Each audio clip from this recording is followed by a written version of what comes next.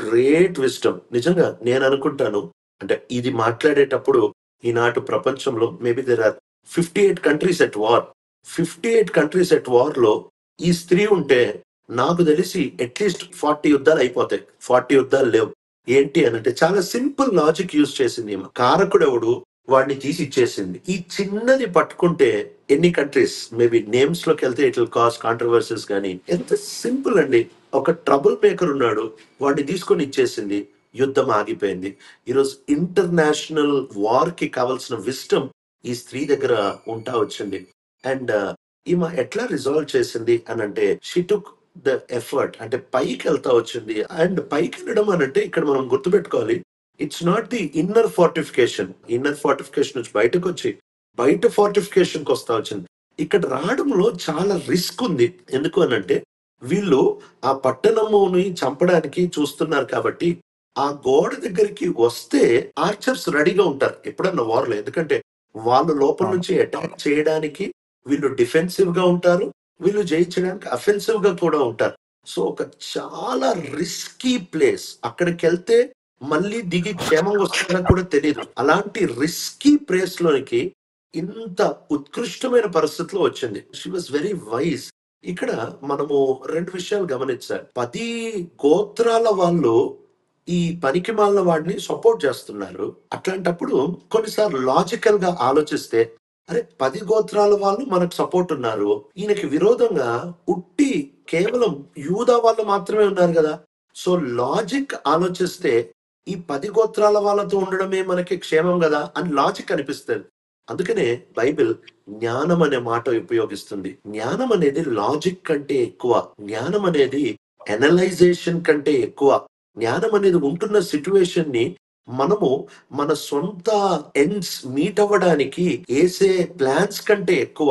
జ్ఞానానికి మూలం ఏంటి అనంటే బైబిల్ చాలా క్లియర్ గా చెప్తుంది, ద బిగినింగ్ ఆఫ్ విజ్డమ్. అంటే జోబ్ 28 లో అయితే యెహోవాయల భయభక్తులు కలిగి ఉండుటయే జ్ఞానం. To have the fear of the lord is wisdom. ఆ తర్వాత ఈమె ఖచ్చితంగా భక్తి కలిగిన స్త్రీ. ఎందుకంటే ఈ ఏబెల్ బెత్మాక నఫ్తాలి గోత్రానికి చెందిన స్వాస్థ్యంలోనికి వచ్చింది. సో ఈమె నఫ్తాలి గోత్రానికి చెందిన ఆమె.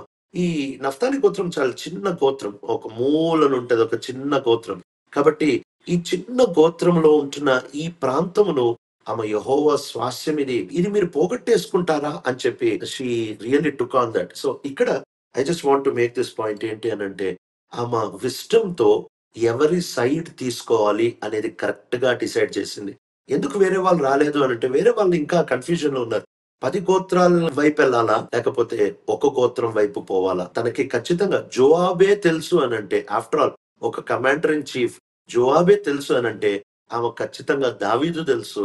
దావీదు తెలుసు అంటే దావీద్కి ఇచ్చిన వాగ్దానాలు ఆనాటి మొత్తం ఇశ్రాయేల్ కి దావీద్కి దేవుడు ఇచ్చిన వాగ్దానాలు తెలుసు. కాబట్టి she knew which side to take. అది మెజారిటీ సైడ్ కాదు గాని దేవుడు దావీద్ సైడ్ ఉన్నాడు, నేను డేవిడ్ సైడ్ ఉండాలి అని చెప్పి she decided which side to take very very wisely. బయట ఉంటున్న పారామీటర్స్ మీద ఆధారపడి కాదు గాని దేవుని మీద భయం, దేవుని మీద భక్తి ఉంటున్న దాన్ని బట్టి షీ డిసైడెడ్ సైడ్స్. రెండోది ఆమె ఎబెల్ బెత్మాక గోడల్ని నమ్ముకోలేదు. అదే ఆమె విజ్డమ్. ఆమె విజ్డమ్ ఏంటి అని అంటే ఎబెల్ బెత్మాకకి 2 గోడలు ఉన్నాయి, ఎవడొస్తాడు, వీళ్ళు ట్రై చేస్తారు. ఆహా, ఆమె ఖచ్చితంగా ఎరిగింది ఏంటంటే గోడలు పడిపోతాయి, గోడలు ఏనాటికన్నా పడిపోతాయి, జ్ఞానం పడిపోదు. అందుకనే ఆమె మనం డిలే చేసామంటే ఈ గోడ పడిపోద్ది, ఇంకా డిలే చేసామంటే లోపల గోడ కూడా పడిపోద్ది. So time was ticking. ఇక్కడ సమయం వెళ్ళిపోతా ఉంది. విజ్డమ్ అనేది టైం కి యాక్ట్ చేయాలి. When wisdom is late it becomes foolishness. కాబట్టి విజ్డమ్ ఎప్పుడు టైం కి యాక్ట్ చేస్తుంది. సో ఈమె చక్కటి సైట్ తీసుకుంది, ఆ తర్వాత టైం కి యాక్ట్ చేసింది. Risky platform, most risky place ఏమన్నా ఉంది అని అంటే ఈ గోడ మీద ఈ ప్లేసే. ఆ ప్లేస్ కి వచ్చి she spoke to the right person. అక్కడ ఉండే వాళ్ళలో ఆమె పై నుంచి మాట్లాడుతా ఉంది విత్ సో మచ్ ప్యాషన్. ఎంత ప్యాషన్ అంటే ఇంగ్లీష్ లో అయితే in my Bible it says listen up, listen up. ఎన్ఈటీలో చదువుతుంటే లిజన్ అప్, లిజన్ అప్. పై నుంచి అరుస్తోంది. జస్ట్ ఇమాజిన్ అండి. అంటే మనం దీని ఒక స్టోరీ లాగా చదువుతున్నాం గానీ, ఎంత గందరగోళం ఉండుంటది ఊరు చుట్టూ. ఆ తర్వాత లోపల భయము. దీంట్లో ఈమె స్వరం వినిపిస్తదా అసల? ఇంత అంటే సీజ్ వర్క్ బిల్డ్ చేస్తున్నారు అనంటే సెంటరింగ్ కి స్కాఫోల్డ్ కడతారు కదా! కర్రలు పెట్టి. అట్లా కర్రలు పెడుతూ, రాళ్ళు పెడుతూ, ఆ కర్రకి సపోర్ట్ గా వీళ్ళు పైకెళ్తూ హ్యామర్స్ తో క్రూషియల్ వీక్ పాయింట్స్ లో ప్లాస్టింగ్ ఎక్కడైతే తక్కువ ఉందో అక్కడ కొడుతూ, అంటే ఒక యాక్సిల్ లాగా యూజ్ చేసి పెద్ద పెద్ద రాళ్లతో దాన్ని ఢీ కొడతా ఉంటారు. So it's a huge project. ఒక పక్కన సౌండ్, ఒక పక్కన planning, wall inspection. It's a huge destruction work. So demolition లో ఎంత సౌండ్ ఉంటది. She made her voice heard. అట్లాంటి రిస్కీ ప్లేస్ లో ఇంత సౌండ్ లో she made her voice heard. Listen up అని అంటే కిందుండేవాడు ఎందుకు వింటాడు? "ఏ, ఎవరో అరుస్తుంది, ఎవరో మాట్లాడుతుంది" అని అనుకుంటారు కదా. ఎవరు పట్టించుకుంటారు? అందుకనే she use that big word ఏంటంటే జవాబ్. జవాబ్. ఆ మాట ఒక్కటి తగిలింది, జవాబ్. అంటే నేను నీతో కాదు, I'm on a big work.